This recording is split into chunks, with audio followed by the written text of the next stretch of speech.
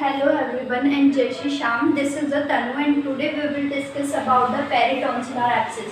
तो आज का जो सेशन है उसके अंदर मेनली हम किसकी बात करेंगे, पेरिटोंसिलर एब्सिस की. ठीक है, तो एब्सिस यहाँ वर्ड समझ में आ रहा है. एब्सिस इज वर्ड की पस या फिर बोल सकते हैं एक्सुडेट, हम इसे बोल सकते हैं कि क्या होना, पस का फॉर्मेशन होना. इसके अलावा पेरिटोंसिलर इज वर्ड की टॉन्सिल से रिलेटेड है. ठीक है, अगर हम बात करें पेरिटोंसिलर एब्सिस होता क्या है, तो peritonsillar abscess is the collection of पस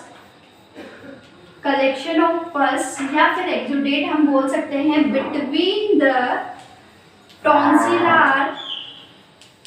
टॉन्सिलर कैप्सूल एंड जो सराउंडिंग टिश्यूज जो होते हैं हमारे, उन सराउंडिंग टिश्यूज को अफेक्ट करते हैं मेनली. इसके अलावा सॉफ्ट जो पैलेट होता है उसको भी क्या करते हैं, अफेक्ट करते हैं. यानी यहाँ पे हम बात करें पेरिटोंसिलर एब्सिस की, तो ये क्या करते हैं, जो टॉन्सिलर कैप्सूल्स होते हैं, इसके अलावा हमारे आसपास के जो टिश्यूज है, सराउंडिंग टिश्यूज और जो सॉफ्ट पैलेट है उसको मेनली अफेक्ट करता है कि वहाँ पे क्या हो जाना, एक्सुडेट होना, पस हो जाना, इडिमेटस हो जाना या स्वेलन. हमें यहाँ पे स्वेलिंग हमें देखने को मिलती है किसके अंदर, पेरिटोंसिलर एब्सिस के अंदर. ठीक है, जैसे कि एग्जाम्पल डायग्राम्स के थ्रू मैं आपको थोड़ा सा समझाना चाहूँगी कि जैसे ये हमारा माउथ है. ठीक है, माउथ कैसा भी बन सकता है.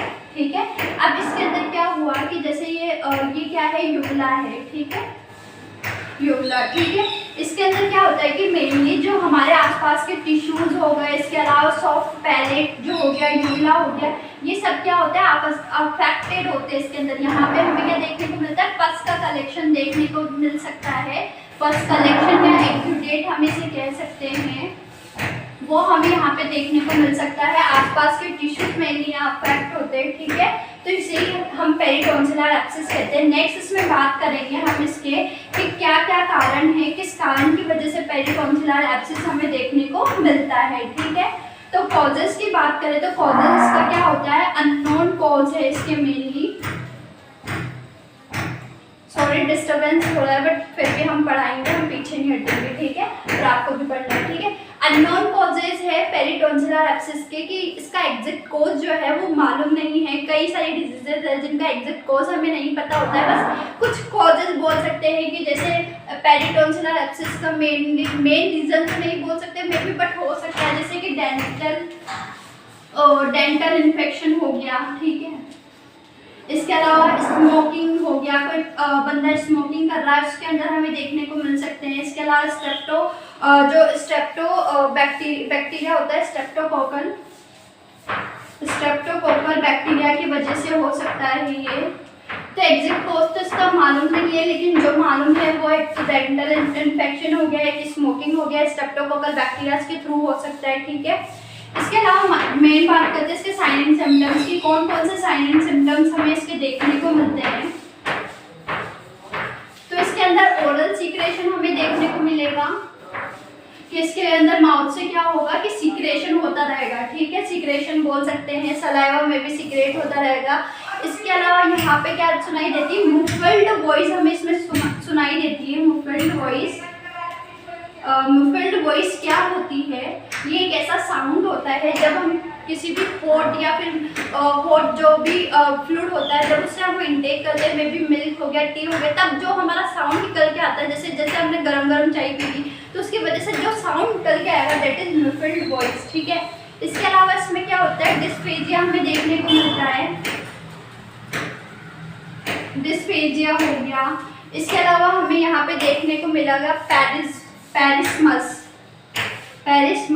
पेरिस्मस क्या होता है कि मतलब इसमें क्या देखने को मिलती है, डिफिकल्टी देखने को मिलती है माउथ को ओपन करने में. यानी जो पर्सन होगा जिसे पेरिटोंसिलर एब्सिस हुआ है वो क्या नहीं कर पाएगा, प्रॉपर माउथ को ओपन नहीं कर पाएगा. इसके अलावा जो पेरिटोंसिलर एब्सिस होते हैं ना, ये पहले तो सुपरफिशियली होंगे. ठीक है, सुपरफिशियली होंगे और फिर धीरे धीरे ये क्या करेंगे, प्रोग्रेस जैसे जैसे इनकी प्रोग्रेस होगी, डीप जो टिश्यूज होंगे उनको भी क्या करने लगेंगे, अफेक्ट करने लगेंगे. इसके अलावा पेरिटोंसिलर एक्यूट टॉन्सिलर इन्फेक्शन हमें यहाँ देखने को मिलेगा, टॉन्सिल्स का इन्फेक्शन देखने को मिलेगा. तो sign and symptoms oral secretion हो गया, मुफल्ड वॉइस देखने को मिलती है.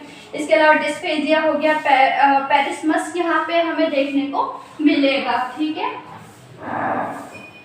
नेक्स्ट बात करें इसके डायग्नोस्टिक इवैल्यूएशन की कि क्या क्या टेस्ट हम इसमें मेनली करेंगे। तो फर्स्टली हम कल्चर करेंगे, फिजिकल एग्जामिनेशन हम यहाँ पे करेंगे, ठीक है। इसके अलावा हम ग्राम स्टेनिंग हम यहाँ पे करेंगे, सीटी स्कैन करेंगे, ठीक है। तो कुछ ही डायग्नोस्टिक इवैल्यूएशन यहाँ किया जाता है असेस करने के लिए कि पेरिटॉन्सिलर एब्सेस हुआ है कि नहीं हुआ है, कितनी सीवियरिटी है, क्या है, वो हम इसमें असेस करेंगे। जैसे कल्चर हो गया, डायग्नोस्टिक इवैल्यूएशन, ग्राम स्टेनिंग हो गया, सीटी स्कैन मेनली हमें यहाँ पे देखने को मिलता है, ठीक है। जब पढ़ाना होता है तभी साउंड क्रिएट होते हैं, ठीक है। नेक्स्ट बात करें, हमें डायग्नोस्टिक इवैल्यूएशन की बात करें, अब बात करेंगे हम इसके मैनेजमेंट की, ठीक है। मैनेजमेंट में फर्स्टली हम बात करेंगे मेडिकल मैनेजमेंट। अब मेडिकल मैनेजमेंट क्या, मेडिकल में वही जैसे एंटीबायोटिक हो गया, है ना, एंटीबायोटिक हो गया, एंटी स्टेरॉइड्स हो गए, एंटी इन्फ्लामेटरी ड्रग्स हो गई, एंटी इन्फ्लामेटरी ड्रग्स हो गई, ठीक है। ये सब इसमें क्या किया जाता है, प्रोवाइड किया जाता है। एनाल्जेसिक्स हो गया, तो ये मेडिकल मैनेजमेंट में antibiotic, steroids, anti inflammatory drugs, analgesics हो गया, एंटीपायरेटिक्स में भी इसमें दिया जाता है, ठीक है। बात करते हैं इसके सर्जिकल मैनेजमेंट की, क्या क्या सर्जरी इसमें मेनली परफॉर्म की जाती है। तो पेरिटॉन्सिलर जो एब्सेस है उसमें की जो सर्जिकल मैनेजमेंट की अगर हम बात करें तो यहाँ पे नीडल एस्पायरेशन किया जाता है। नीडल एस्पायरेशन वर्ड से ही समझ में आ रहा है कि यहाँ पे क्या किया जाता है, जहाँ पे पस का कलेक्शन हुआ है, जैसे मैंने बताया कि जहाँ पे क्या हुआ है, पस का कलेक्शन हुआ है या जहाँ एब्सेस फॉर्मेशन हुआ है, वहाँ पे क्या की जाती है, एक सिरिंज एस्पायरेट की जाती है, जो भी पस है उसको कलेक्ट करके उसे बाहर निकालने की कोशिश की जाती है, यानी पेन को रिलीफ करने के लिए हम नीडल एस्पायरेशन यहाँ पे करते हैं, ठीक है। कि नीडल को एक्सपायर मतलब सिरिंज का यूज़ करके, किस तरह है, सिरिंज का यूज़ करके जो भी पस का कलेक्शन हुआ है, जो भी एब्सेस फॉर्मेशन हुआ है, उसे बाहर निकाला जाता है। सेकेंड आता है इंसिजन एंड ड्रेसिंग में भी की जाती है, IND। तो इसके अंदर क्या किया जाता है कि जो पेशेंट होता है इसको क्या किया जाता है, उसको माउथ ओपन करने के लिए कहा जाता है, ठीक है। वहाँ पे जो भी एब्सेस का फॉर्मेशन हुआ है, जो भी एब्सेस हो गया है, वहाँ पे कलेक्ट हुआ है, उस एब्सेस को निकालने के लिए वहाँ पे कट लगाया जाता है और उसे बाहर निकालने की कोशिश की जाती है। इसके अलावा इसके अंदर पेशेंट को माउथ को ओपन रखने के लिए कहा जाता है और जो सोडियम क्लोराइड होता है उसका सॉल्यूशन दिया जाता है उसको गार्गल करने के लिए, करारे करने के लिए, ताकि जो भी उसके अंदर पस का फॉर्मेशन या भी जो भी एक्सुडेट उसके अंदर जो भी बोल सकते हैं कि जो भी पस का कलेक्शन उसमें हो रहा है उसको हम बाहर निकाल सकें। और जो थर्ड सर्जरी होती है दैट इज टॉन्सिलेक्टोमी।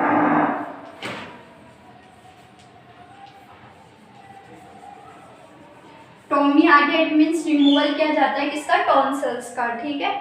टॉन्सिलेक्टोमी में क्या किया जाता है, जो टॉन्सिल्स हुए हैं, जैसे लंबे पहले भी उसके कई बार टॉन्सिल्स हुए तो उन टॉन्सिल्स को क्या कर दिया जाता है, रिमूव कर दिया जाता है।